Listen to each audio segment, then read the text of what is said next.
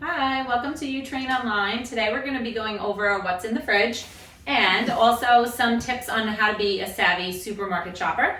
So we're going to start off with tip number one. What is the most important thing you tell your clients when they're going to the supermarket, Serena? Shop the perimeter of the grocery store. All right, perfect. Me too.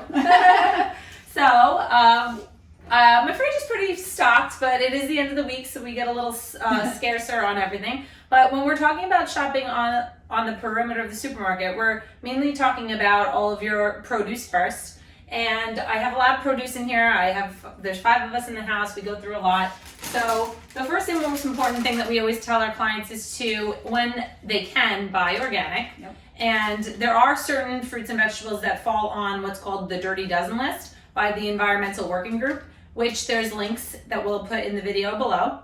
So you can see specifically which ones you should look for, but definitely your greens, they tend to be on the dirtier side. So you want to be able to buy organic, and you're still going to wash them. But spinach, arugula, kale, is there any other greens that are your go-tos? My go-tos, let's see. I always have broccoli and cauliflower and all that stuff in there. String beans, like the peas, all that good stuff. And the nice thing about when I try to go to the market, I tell my clients to make things as easy for yourself as possible. Yes. Sometimes taking away the barriers of why you might not eat a lot of fruits and veggies throughout the day is half the battle. So buying pre-cut is something I like to do, so that when I'm meal prepping my salads, I can just throw everything in. It's also great for when you want to snack midday, to be able to take your favorite dip, a hummus or a salad dressing or something to like that effect. Tahini or something like that. Absolutely. And same thing goes with fruit. So again, off the top of my head, berries tend to be on the dirtier side. So if you could buy organic on your strawberries, blueberries, blackberries, apples, pears. Yep, absolutely. Anything with a tougher skin, like an avocado or a banana, you can tend to get away with. You can think about those fruits wearing a jacket to protect them from the pesticides. Okay, absolutely.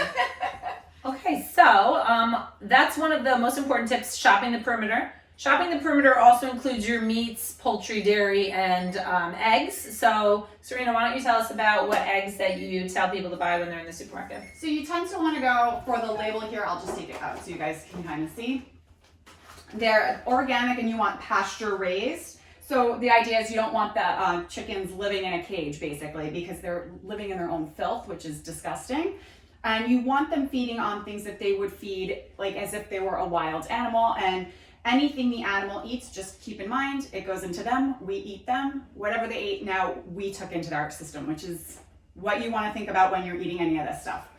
Pasture raised is super important. There's a lot of buzzwords that manufacturers like to put on their label to try to lure you in. So while organic is great and important, especially for produce, sometimes just seeing the word organic on eggs doesn't give you much information. It could just mean they're giving them organic feed, but still a feed that isn't something that you'd want to put in your own body. Right. So pasture at least means they're out on the pasture grazing on grass and bugs, which is what they're meant to eat. So that goes for the eggs. The same type of thing goes for your dairy. So when you're looking for your dairy, I know Serena also does milk alternatives. Dairy is one of those controversial topics that a lot of people find that it causes a lot of inflammation and their gut doesn't feel so great when they consume dairy. If you're not one of those, then I guess our best tip for you would be to always go full fat.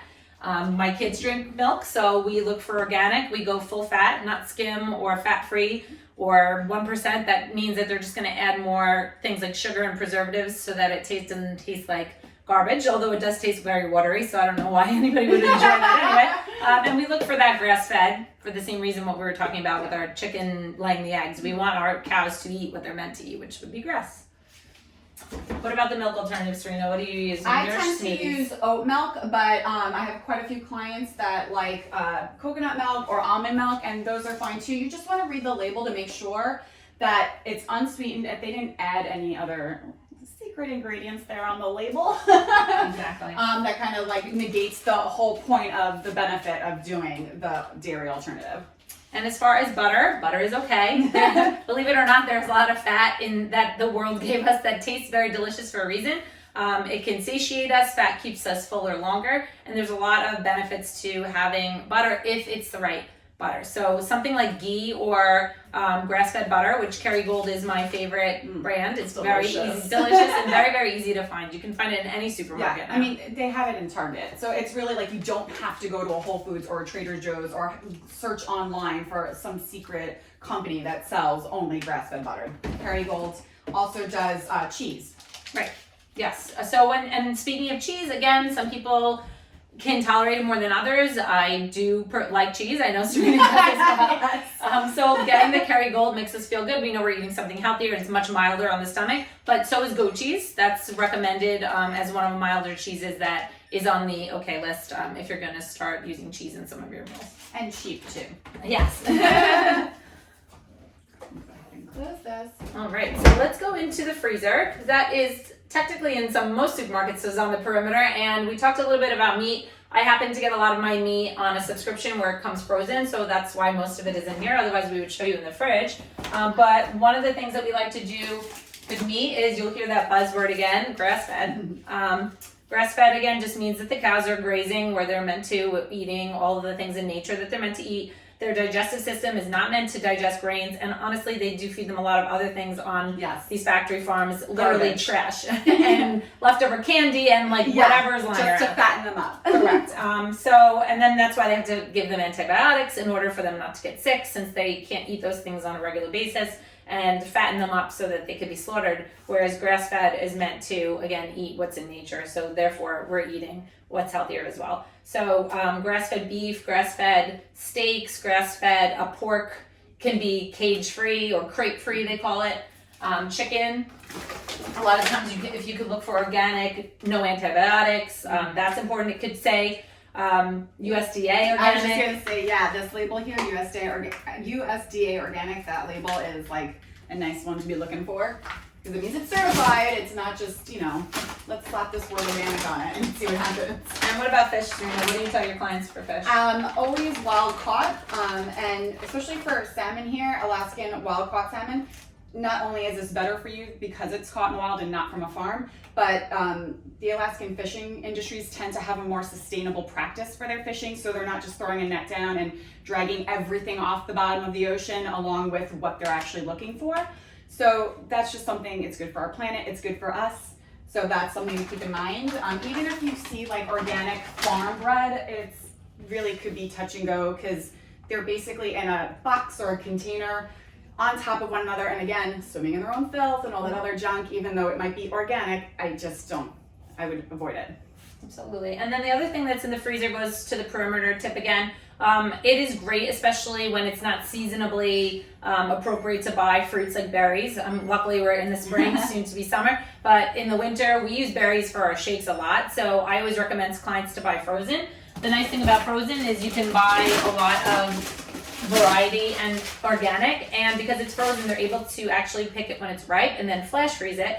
Versus when we get all of the imports of fruit, it means that they have to pick it early and you're not really getting all the nutrients that you think you're getting from these high antioxidant berries that we always want to look for. Same thing goes with your vegetables as well. You can buy organic, keep them in the freezer, and then that way you're not worried about waste as well. I know that sometimes we buy a lot of vegetables and sometimes we just don't get to them by the end of the week. And when you buy organic, you'll notice that they'll go spoil faster. Exactly. So I think that goes with the perimeter. What about when you're going down the aisle, Serena? Do you have any tips for your clients? Down the aisle is where things start to get a little touch and go, where you find the chips and all that yummy stuff, but not so necessarily good for you. But you can go with nuts and organic dark chocolate, things like that you'll find down the aisle instead of in the perimeter. And those are good alternatives for a healthy snack. So Jess has her chocolate block here. It's organic and 85%, which is a little high. So I guess you have to kind of go based on what's okay for your taste. Usually I'll tell my clients to go at least 70% if you really want the benefit of the dark chocolate, a lot of antioxidants. This 85% tends to be sweeter, so like Serena said, it really depends on what brand you find that you like. I notice that when it's a little bit on the more bitter end, then I won't eat as much. And if I want a little sweetness, I might add a raspberry or cut up some dried figs or something on there that will make it a little bit sweeter. And you'll see Jess actually has her nuts in the fridge. Some nuts we keep in the fridge, especially the walnuts, but like Serena said, those are a great snack. But when you flip it over, you want to make sure in the ingredient list that they're not sneaking anything else in the ingredient list besides the actual nut that you're looking for. For example, it literally says ingredients walnuts.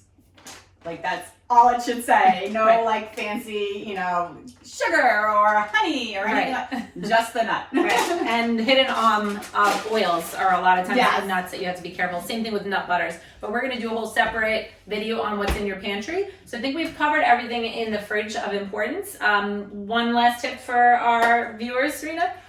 Don't go food shopping without a list, because that means you're going into battle basically without a plan, and that's not the best idea. That's how you kind of tend to stumble.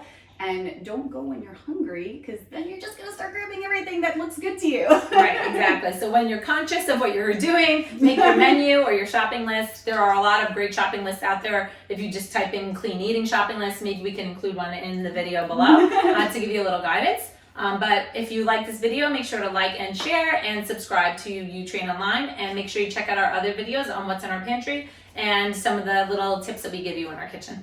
Thank you. Bye.